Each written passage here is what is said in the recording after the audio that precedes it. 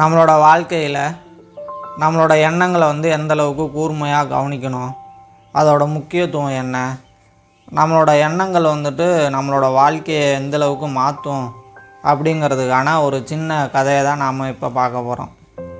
முன்னொரு காலத்தில் ஒரு இளைஞன் ஒருத்தர் இருந்தான்.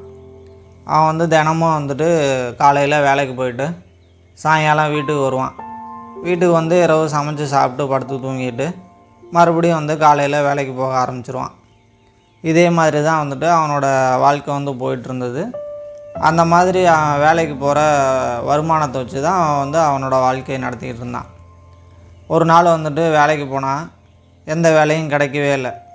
ரொம்ப வருத்தத்தோடு திரும்பி வந்தான். என்னடா அது, இன்றைக்கி வேலை கிடைக்கவே இல்லையே, நமக்கு இன்றைக்கான வருமானம் போச்சே அப்படின்னு சொல்லிட்டு ரொம்ப வருத்தமாக வீட்டுக்கு உட்காந்துருந்தான். அந்த சமயத்தில் தான் வீட்டுக்கு வெளியில் ஒரு குரல் ஒன்று கேட்டுச்சு.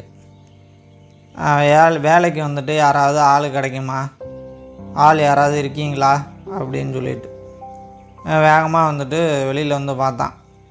வெளியில் பார்த்தாக்க ஒரு பெரியவர் ஒரு 3 சாக்கு பைகளை வச்சுக்கிட்டு வேலைக்கு ஆளை கூப்பிட்டுட்டு இருந்தார்.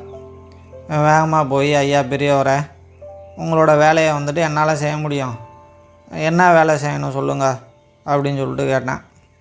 அதுக்கு அந்த பெரியவர் என்னோடய வீடு பக்கத்து கிராமத்தில் இருக்குது, என்கிட்ட 3 சாக்கு பைகள் இருக்குது, என்னால் 3ஐயுமே தூக்கிட்டு போக முடியாது, எனக்கு கொஞ்சம் வயசாகிருச்சுல, அதனால் நான் 2 சாக்கு பைகள் தூக்கிக்கிறேன், இந்த ஒரு சாக்கு பையை உன்னால் என் வீட்டு வரையும் கொண்டாந்து கொடுக்க முடியுமா, உனக்கு 3 தங்க நாணயம் கொடுத்துட்றேன் கூலியா அப்படின்னு சொல்லிட்டு சொன்னார். அதுக்கு இந்த இளைஞனும் ஐயா நான் எடுத்துகிட்டு வர்றேன் அப்படின்னு சொல்லிட்டு அந்த சாக்கு எடுத்துக்கிட்டு 2 பேரும் கிளம்பிட்டாங்க. நடந்து போயிட்டுருக்கப்ப அந்த பெரியவர் அந்த இளைஞனையே அப்படியே கூர்மையாக கவனிச்சுக்கிட்டே வந்தார்.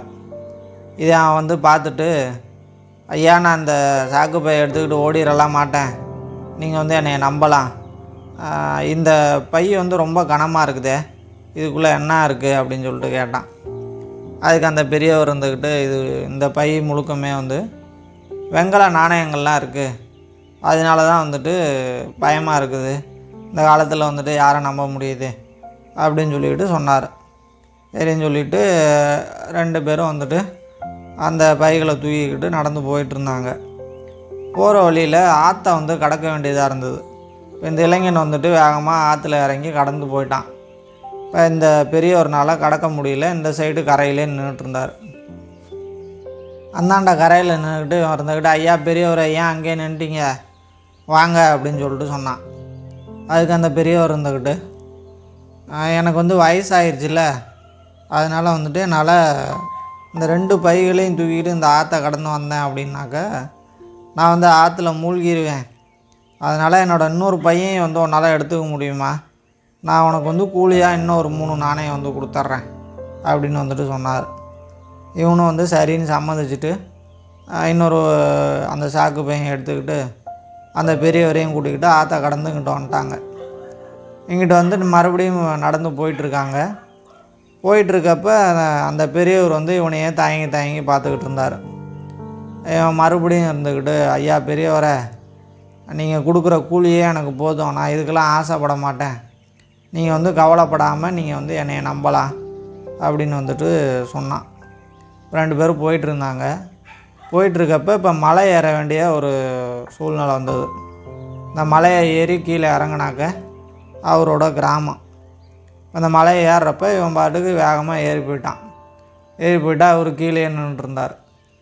ஐயா பெரியவர், ஏன் அங்கே நிற்கிறீங்க, வாங்க அப்படின்னு சொன்னான். அதுக்கு இந்த பெரியவர் நீ வேகமாக ஏறிட்ட, என்னால் ஏற முடியாது, நான் எனக்கு வயசாயிருச்சு, அதனால் இந்த பையையும் உன்னால் எடுத்துக்க முடியுமா, உனக்கு இன்னொரு 3 நாணயம் கூட கூலியாக கொடுத்துட்றேன், இந்த பைகளை தூக்கிட்டு வர்றியா அப்படின்னு சொல்லிட்டு கேட்டார். உடனே அவர் சரின்னு சொல்லிக்கிட்டு அந்த 3வது பையன் வாங்கிறதுக்காக போனான். இப்போ இந்த பெரியவர் இந்த பையன் கொடுக்கறதுக்கு ரொம்ப தயங்கினார். இவன் இவனுக்கு கோவம் வந்துடுச்சு.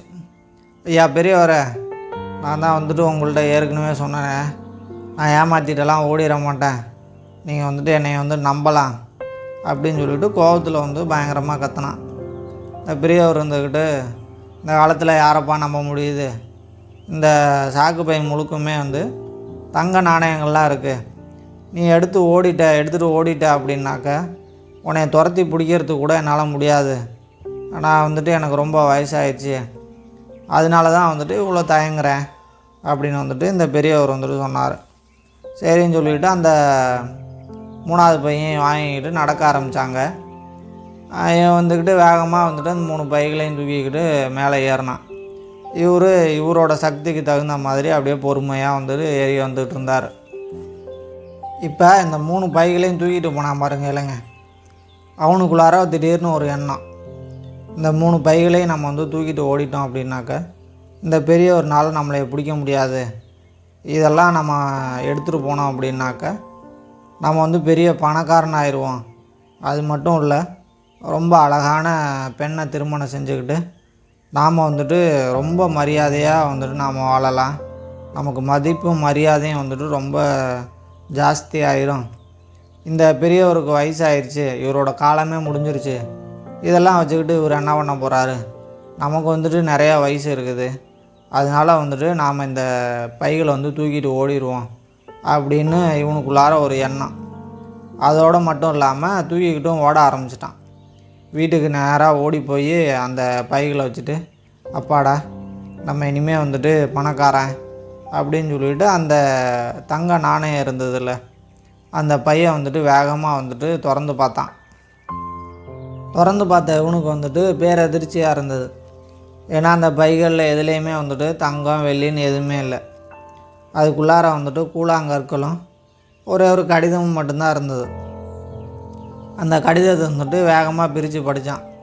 அதில் என்ன எழுதி இருந்தது அப்படின்னாக்க, இளைஞனே, நான் இந்த நாட்டோட ராஜா, எனக்கு வந்து வாரிசுகள் இல்லாதனால அடுத்து வந்து இந்த நாட்டை ஆட்சி செய்கிறதுக்கு ஒரு நேர்மையான ஆளை வந்து தேடிக்கிட்டு இருக்கேன்.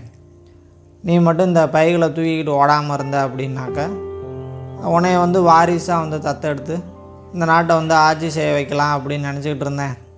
அதுக்கு மாறாக வந்துட்டு இந்த பைகளை தூக்கிக்கிட்டு இந்த தங்கம் வெள்ளிக்கு ஆசைப்பட்டு நீ ஓடிட்ட, அதனால வந்து அந்த வாய்ப்பை இழந்துட்ட அப்படின்னு வந்துட்டு அந்த கடிதத்தில் வந்து எழுதியிருந்தது.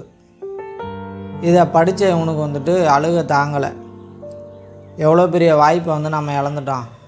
இந்த தங்கத்துக்கும் வெள்ளிக்கும் ஒரு அழகான பெண்ணை வந்து திருமணம் செஞ்சுக்கணும், நம்ம வந்து பணக்காரனாக இருப்போம் அப்படின்னு நினச்சி எவ்வளோ பெரிய வாய்ப்பை வந்து நம்ம இழந்துட்டோம். இனி வந்து காலத்துக்கும் வந்து நம்ம இதை நினச்சி வருத்தப்பட்டுக்கிட்டே இருக்கணுமே அப்படின்னு சொல்லிட்டு பயங்கரமாக அழுதான். இந்த கதை இருந்துக்கிட்டு நம்மளோட எண்ணங்களுக்கு வந்து எந்த அளவுக்கு வலிமை இருக்குது, நம்மளோட எண்ணங்களை வந்துட்டு எந்த அளவுக்கு கூர்மையாக கவனிக்கணும், அப்படி இல்லை அப்படின்னாக்கா நம்மளோட வாழ்க்கையை வந்து எப்படியெல்லாம் மாற்றும் அப்படிங்கிறத வந்து உணர்த்தது. புத்தரோட ஒரு பெரிய ஒரு கூற்று ஒன்று இருக்குது, நம்மளோட செயல்களில் நிறைய எண்ணங்கள் இருக்குது, நம்மளோட எண்ணங்கள் தான் வந்து வார்த்தைகளாக மாறுது, வார்த்தைகள் தான் வந்துட்டு செயல்களாக மாறுது, செயல்கள் தான் வந்துட்டு ஒரு பெரிய பழக்கமாக மாறுது, பழக்கம்தான் நம்மளோட விதியையும் வாழ்க்கையும் வந்து தீர்மானிக்குது அப்படின்றது. அதனால நம்மளோட எண்ணங்களை வந்துட்டு கூர்மையாக கவனிப்போம். ஏன்னா வந்து அப்போ தான் வந்து தவறான எண்ணங்கள்லேருந்து நாம் வந்துட்டு விலக முடியும். அப்படி இல்லைன்னாக்கா இந்த இளைஞன் மாதிரி தான் நம்ம வந்துட்டு ஒரு பெரிய வாய்ப்பை இழந்துட்டு தான் உட்காந்துருக்கணும்.